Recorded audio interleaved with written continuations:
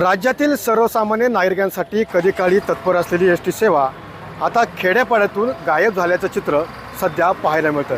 त्यातच लांब पल्ल्याच्या ठिकाणी असलेल्या एस टी बस सेवेवरती खाजगी बसचा प्रवास आपल्याला पाहायला मिळतो। गेल्या 2.5 वर्षामध्ये ज्या पद्धतीने वाहतूक व्यवस्थेवरती लक्ष ठेवण्यापेक्षा एस टी महामंडळाने त्याचे 15% दरवाढ करून कुठेतरी प्रवाशांवरती खरं तर एक प्रकारे बंधनं निर्माण केलेली आपल्याला पाहायला मिळते। आपण सध्या आलो आहोत राजगुरू बस आगारामध्ये। आपल्यासोबत काही प्रवासी, मला सांगा की 15%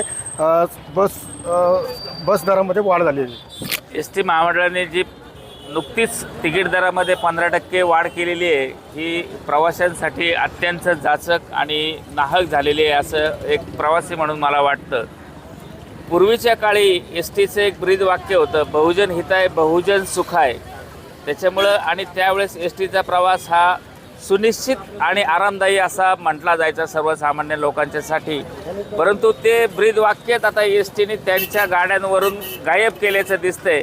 आणि या माध्यमातून हा जो प्रवास आहे हा प्रवाशांसाठी दुःखकारक, क्लेशकारक आणि आर्थिक बोजा टाकणार आहे असं मला वाटतं।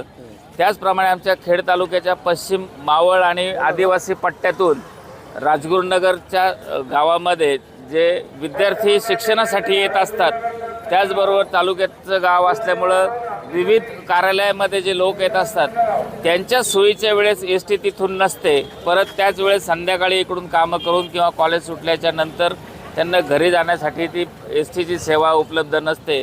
त्यामुळे नाईलाजाने त्यांना बेकायदेशीर वाहतुकीचा आसरा घेऊन वेळेत घरी जावं लागतं। त्यासाठी एस टी महामंडळाने थोडंसं नियोजन करणं गरजेचं आहे असं वाटतं। आणि ही जी जाचक भाडेवाढ केलेली आहे 15%, ह्याच्यासाठी कुठलंही संयुक्तिक कारण दिलेलं नाही आहे, तर ही भाडेवाढ रद्द करावी असं मला वाटतं। मात्र त्याच्यामध्ये पाहिलं की खरं तर खेड्यापाड्यामध्ये सध्या आता एस टी गायब झालेली पाहायला मिळते। त्याचं कारणच असं आहे की खेड्यापाड्यातून एस टी तिथल्या लोकांच्या सेवेसाठी म्हणून वापरली जी पूर्वी जायची ती आता नाही आहे। मी परत एकदा सांगतो की एस टीचं जे ब्रीद वाक्य आहे त्या ब्रीद वाक्याचंच गायब केल्यामुळं हा सगळा प्रकार घडलेला दिसतोय। याच्यासाठी महाराष्ट्र शासन, एस टी महामंडळ आणि स्थानिक प्रशासनाने काटेकोरपणे पावलं उचलून प्रवाशांच्या सेवेमध्ये दर्जेदार गाड्या कशा उभ्या राहतील आणि त्यांना ती प्रवासी सेवा चांगली आणि अल्प दरात मिळू शकेल हे बघणं गरजेचं आहे। नक्की ज्यापद्धतीने पाहिलं की खरं तर आता सध्या खेड्यापाड्यामध्ये असलेली जी एस टी बस सेवा आहे ती तोट्यात दाखवून त्या ठिकाणी ज्या बस फेऱ्या आहेत त्या मात्र कमी केल्याने आता ग्रामीण भागातील जे प्रवाशांना आहेत त्या ठिकाणी त्यांना नाहक त्रास त्या ठिकाणी सहन करावं लागत असं चित्र आपल्याला या ठिकाणी पाहायला मिळतं आहे। कॅमेरामन अभिषेक सोबत मी सुनील सिंग, TV9 मराठी, राजगुरुनगर, पुणे।